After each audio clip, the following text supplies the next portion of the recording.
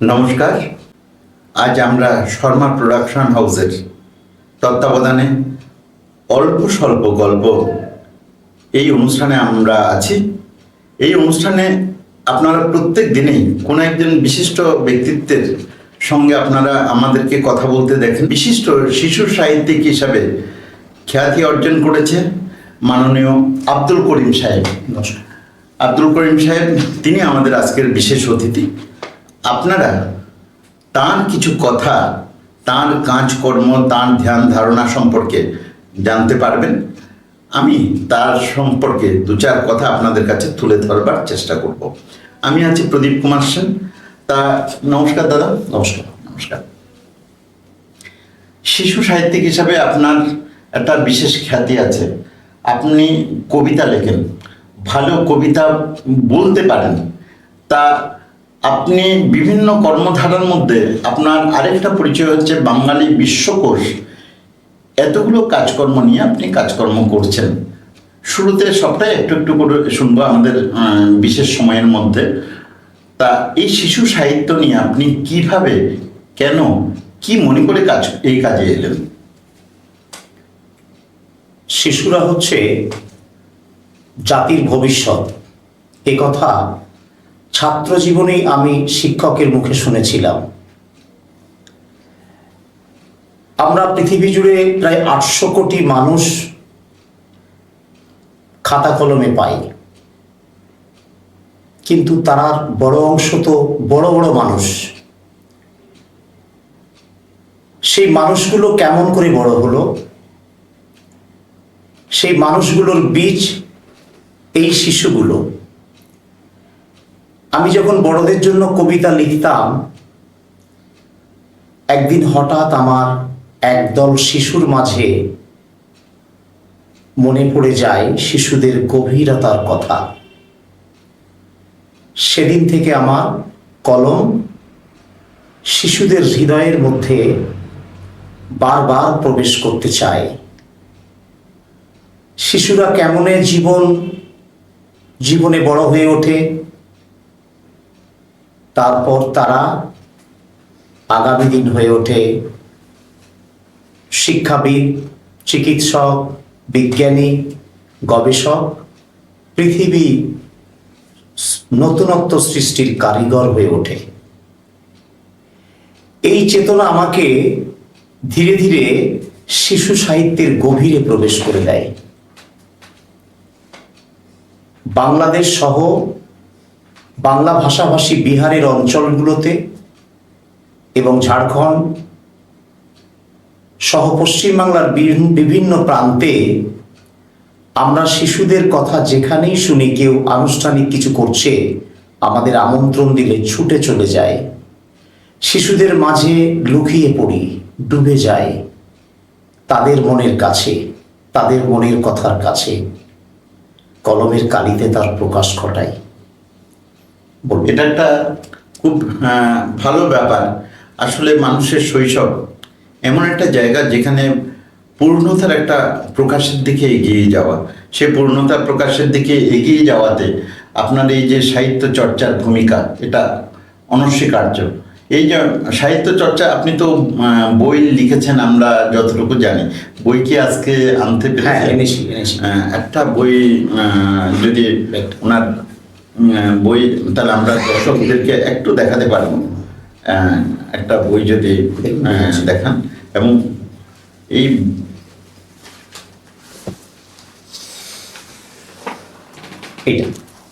আজকে নির্বাচিত শিশুর ছড়া, এই যে কবিতাটা আমাদের মাননীয় শিশু সাহিত্যিক মহাশয় তিনি লিখেছেন। বিভিন্ন জায়গায় তিনি শিশুদেরকে নিয়ে এই যে কাজ, এটা নিঃসন্দেহে আগামী দিনে এই বদ্ধভূমি, শিশুদের বদ্ধভূমি, শিশুদের বাসযোগ্য ভূমিতে পরিণত হবে। এটা অবশ্যই আমরা মনে করতে পারি। তা আমরা শিশুদের নিয়ে যে আপনার সাহিত্য চর্চা, এটা শুনলাম। আপনার আর যে কাজের পরিধি বিভিন্ন রকম, আপনি সাহিত্য চর্চার মধ্যে থাকেন, আর কি কি কাজের সঙ্গে আপনি যুক্ত? আমি এই কথা উত্তর দেবার আগে একটা কথা বলতে চাই, মানবকুলকে এই বার্তা দিতে চাই যে পৃথিবীতে যদি কোনো সম্প্রদায় সব থেকে বেশি অত্যাচারিত, সেটা হচ্ছে শিশুরা। পরিবারের কাছে, সমাজের কাছে, সম্প্রদায়ের কাছে। তার কারণ শিশুদের শৈশব বেড়ে ওঠার মুহূর্তগুলোতে তাদেরকে এত ঘেরাটোপার মধ্যে রাখা হয়, তাদেরকে যা শেখানো হয় তা অগ্রণী সমাজের বাইরে। তাদেরকে জবরদস্তি করে তাদের বেড়ে ওঠা জীবনটাকে প্রতিহত করার পথে নামিয়ে দেওয়া হয়। আজকে যে সমাজে দেখছি ওটা কিভাবে প্রত্যক্ষ কিভাবে মানে আমাদের এই সমাজ থেকে তারা এটা বাধাটা পাচ্ছে? বাধাটা হচ্ছে যে আমাদের যে সমগ্র যে সমাজ ব্যবস্থা দীর্ঘ হাজার হাজার বছর ধরে যে পৃথিবী চলে আসছে, সহজাত প্রবৃত্তির বহির্মুখে শিশুদেরকে তার অভিভাবকরা পরিচালিত করে ফেলেন। একটি শিশু আরেকটি শিশুকে পেতে চায় কাছে, সে খেলতে চায়, সে বলতে চায়, সে আঁকতে চায় মনে ছবি, বন্ধুত্বের হাত বাড়িয়ে। সেখানে আমাদের সংকীর্ণ মনা অভিভাবকরা তার বন্ধুত্বের আঁচল থেকে তাকে ছিটিয়ে সরিয়ে দেয়। অর্থাৎ কি আপনি কি বলতে চাইছেন অনাবিল একটা আনন্দ যেখানে শিশুদের পাওয়ার কথা, এই অনাবিল আনন্দ বা স্বতঃস্ফূর্ত আনন্দ, সে আনন্দটা তারা পরিবারের কাছ থেকেই বঞ্চিত হচ্ছে? সহজাত প্রবৃত্তির বিরুদ্ধে তাদেরকে পরিচালিত করা হয়। এর জন্য এই বার্তা যদি আমরা বারংবার পৌঁছে না দিতে পারি, শিশু মনের যে উন্নত ভাব থেকে শিশুগুলো হারিয়ে যাচ্ছে। দিকে দিকে এত মানুষকে মেরে ফেলা হচ্ছে, পরিবারের বাইরে, সম্প্রদায়, গোষ্ঠী, এই যে দ্বন্দ্ব সৃষ্টি হচ্ছে, এর বীজ বপন হয় প্রতিটি পরিবারের শিশুর বাল্য জীবনে। সেখান থেকে তাকে উদার করে ওঠার মতো যে ব্যবস্থাপনা, তার বাইরে গিয়ে তাকে কিছু সহজাত প্রবৃত্তির বিরুদ্ধে শেখানো হয়। আজকে এই পৃথিবী জুড়ে যে দাঙ্গা, ফাতনা, ফেসাদ, এর মূলে কিন্তু এই শিশুদের জীবনের সূচনা পর্বে তাদের পরিচালিত হয়ে বেড়ে ওঠার যে সহজাত প্রবৃত্তি, তার প্রকাশ ঘটে। আমি যখন বাচ্চাবেলায় ছিলাম, প্রাইমারি স্কুলে পড়তাম, তখন আমরা একটা কুল 4 জন গালে দিয়ে খেতাম, একটা গ্লাসে জল খেতাম একসঙ্গে। আজকে তা নেই। এই অবস্থান থেকে যদি আমরা বেরিয়ে না আসতে পারি, ভুল বার্তা পৌঁছাবে আগামী পৃথিবীতে, ধ্বংসের মুখে চলে যাবে মানবিকতা। আমাদের এখন সাবধান হতে হবে। প্রতিবেশী ছেলেদের সাথে আমাদের শিশুদের মিলন ঘটাতে হবে, একাত্মতা সৃষ্টি করতে হবে, খেলাধুলা করাতে হবে। শুধু বই নয়, পৃথিবীতে শুধু বই সব দিতে পারে না, মানবিকতা সবার ঊর্ধ্বে। যদি মানবিকতাকে প্রতিষ্ঠা না করতে পারি, আমরা শিক্ষার বেড়াজালে যতই ঢুকতে চাই, ও বেড়া হবে মূল্যহীন। অতএব আমাদের শিশুদের এই জাজল্যমান পার্কের প্রয়োজন নেই, পথের ধুলো দিয়ে তাদেরকে জীবন করার সুযোগ দিতে হবে। ঠিক, একদমই। আমি যেটা বলছি, প্রত্যেকটা মানুষের যে জীবনচক্র আছে, শৈশব থেকে কৈশোর থেকে যৌবন, যৌবনের থেকে বার্ধক্য, এই যে প্রত্যেকটা জীবনের আলাদা আলাদা একটা ছন্দ আছে, একটা আলাদা গতি আছে। আপনি শৈশবটা যদি আমাদের হচ্ছে ভিত, সেই ভিত যদি সুন্দর হয়, সেই ভিত যদি সুঠাম হয়, তবে তার উপরে যেটা ইমারত হবে সেটা নিঃসন্দেহে অনেক মজবুত হতে পারবে। এটা আমরা অবশ্যই এটা জানতে পারি। তা আমি এই শিশু সম্পর্কে যে আপনার ধারণা আমরা দর্শকদের কাছে তুলে ধরতে পারলাম, এরপরে যে আপনার যে বিভিন্ন কর্মকাণ্ড আছে, বিভিন্ন কাজ নিয়ে আপনি থাকেন, বিশেষ করে সামাজিক এবং সাংস্কৃতিক এবং শিক্ষামূলক, সাহিত্য চর্চামূলক, সেই কাজের কিছু যদি অংশ আমরা যদি এখন আপনার কাছ থেকে জানতে পারি। এখন যে কাজের মধ্যে আছি সেটা হচ্ছে যে বাংলা ভাষাভাষী মানুষ, তাদেরকে নিয়ে যে কাজের স্বপ্ন আমি দেখেছি, এবং আমার সঙ্গে ক্রমশ মানুষ সংখ্যা বাড়ছে, আমরা একত্রিত হচ্ছি, যে বিশ্ব বাঙালি সমাজে বাংলা ভাষাভাষীদের মাঝে একত্রিত বোধের অভাব বিশ্বজুড়ে। জাপান, কোরিয়া, জার্মান, স্কটল্যান্ড, থাইল্যান্ডে, ইংল্যান্ডে, আমেরিকায় যেসব বাঙালিরা পৌঁছেছেন, তারা যেন আমাদের পশ্চিমবঙ্গ বা বাংলাদেশের বাঙালির সঙ্গে সম্পর্কে সম্পৃক্ত না থাকার প্রবণতা বাড়ছে। কারণ কি? এবং সবথেকে বড় কথা হচ্ছে যে আমাদের যে বিশ্বকোষ করতে গিয়ে যে জ্ঞান অর্জন হচ্ছে, যে পৃথিবীর সুজন দাস আটলান্টিক মহাসাগরের পাড়ে, আটলান্টিক সিটি ইউএসএ, সেখানে তিনি 27 বছর আগে চলে গেছেন, বসবাস করছেন। সেই শহরে 5 লক্ষ মানুষ বাস করেন, সেখানে 16,000 বাংলা ভাষাভাষী মানুষ রয়েছেন। এই মানুষগুলো সম্পূর্ণ বাংলা ভাষা, বাংলা সংস্কৃতি থেকে বঞ্চিত।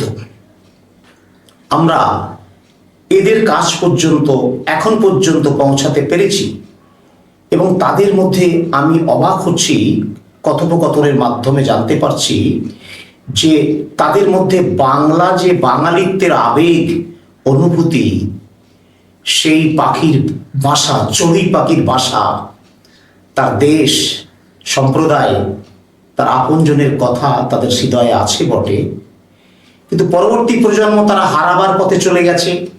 তার কারণ বাংলায়, দুই বাংলায় বিশ্বে নেতৃত্ব দেওয়ার মতো এখনো নেতা জন্মাচ্ছেন না, যে কারণে বাংলা ভাষা আঞ্চলিক ভাষার রূপ নিয়ে ধ্বংস হবার পথে।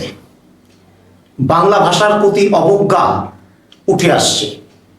ঝাড়খণ্ডে আমরা গিয়ে জানতে পারছি যে অগণিত স্কুল, অঙ্গনওয়াড়ি যেগুলো বাংলা ভাষার ছিল, সেগুলো অলচিকি ভাষায়, কেন্দ্রীয় সরকারের নির্দেশ, রাজ্য সরকারের প্রচেষ্টায় সেগুলো অলচিকি ভাষায় রূপান্তর ঘটেছে। বাঙালিদেরকে অলচিকি ভাষা পড়তে হবে, বাংলা পড়া যাবে না।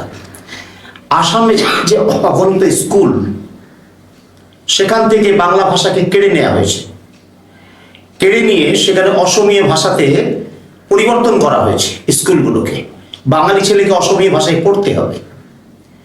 এবং ভারতে প্রায় 15 কোটি বাংলা ভাষাভাষী বাস করেন, এবং বাঙালি জনমানসে একটা কথা উঠে এসেছে যে ইংলিশ মিডিয়াম, যদি ইংরেজি মাধ্যমে ছেলেকে পড়ানো যায়, সে চাকরি পাবে। এই যে প্রবণতা, একটা ঝুঁকি সৃষ্টি হয়েছে, মানুষ এই পথে বেশি বেশি করে পা বাড়াতে শুরু করেছে। অবশেষে তার সময় নেই একটি বাংলা বিষয়, বাংলা বই সেই স্কুলে পড়বে, এই সুযোগটুকু বাঙালিরা পশ্চিমবঙ্গের বুকে হারিয়ে ফেলেছে। না, সেক্ষেত্রে কি একটা ব্যাপারকে আমরা দায়ী এটা আমি ঠিক বলতে চাইছি না। কেরিয়ার সর্বস্ব বর্তমানের যে শিক্ষা পদ্ধতি, বা মানুষের প্রত্যেকটা বাবা মায়ের একটা উদ্দেশ্য থাকে যে আমার ছেলে কেরিয়ারিস্টিক হবে, কেরিয়ার গড়বে। সে কেরিয়ার গড়তে গিয়ে দেখা যাচ্ছে যে কেরিয়ার করতে বাংলা ভাষার সেইভাবে সহযোগিতা করছে না, যে ক্ষেত্রে আমাদের অন্তত বিদেশি ইংরাজি ভাষা বা অন্যান্য ভাষাকে সঙ্গে নিতে হচ্ছে, তবেই তার কেরিয়ারটা ওইভাবে হবে, যার জন্য সারা বিশ্বে তারা যখন ওই দেশে যাচ্ছে তখন বাংলা ভাষার প্রতি একটা অনীহা এসে যাচ্ছে। এই যে ব্যাপারটা, সেক্ষেত্রে কেরিয়ার কি একটা দায়ী নয়? সরকারি কৌশল বড় ভূমিকার অভাব সরকারি কৌশলে, এবং একটি স্কুল করতে গিয়ে যে আর্থিক মুনাফা সরকার পায় অন্য মিডিয়ামের, যেটা বাংলা মিডিয়াম সরকার পরিচালিত স্কুল, ইংলিশ মিডিয়াম ব্যক্তি পরিচালিত বা গোষ্ঠী পরিচালিত স্কুল, সেখান থেকে সরকারের অনেক রেমুনেশন আসার সম্ভাবনা থাকে। তো এই ক্ষেত্রে সরকারের কিছু দোলাচলের অবস্থান আমরা খুঁজে পাচ্ছি।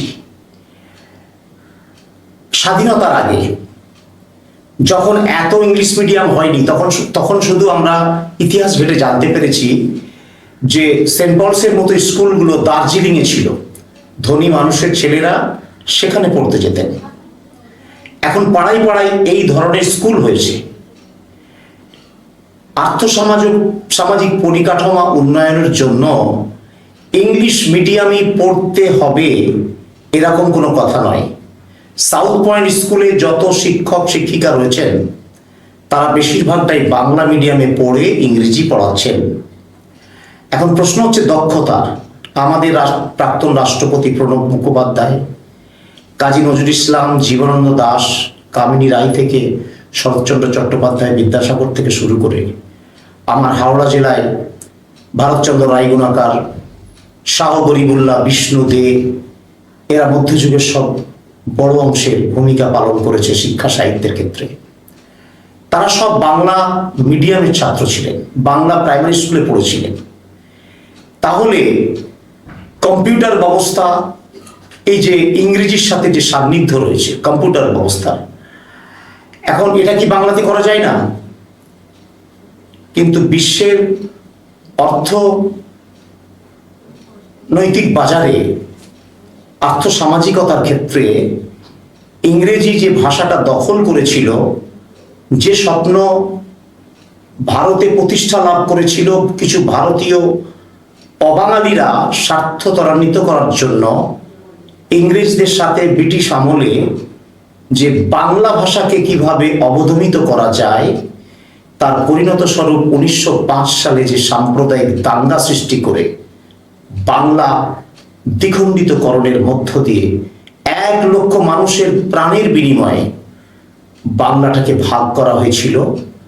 যদি ভারতে এই বাংলাদেশ সহ একটা পূর্ণাঙ্গ ভারত থেকে থাকে, তাহলে আগামী দিন ভারত রাজত্ব করবে, বাংলা ভাষা পৃথিবীতে ঘুরে বেড়াবে।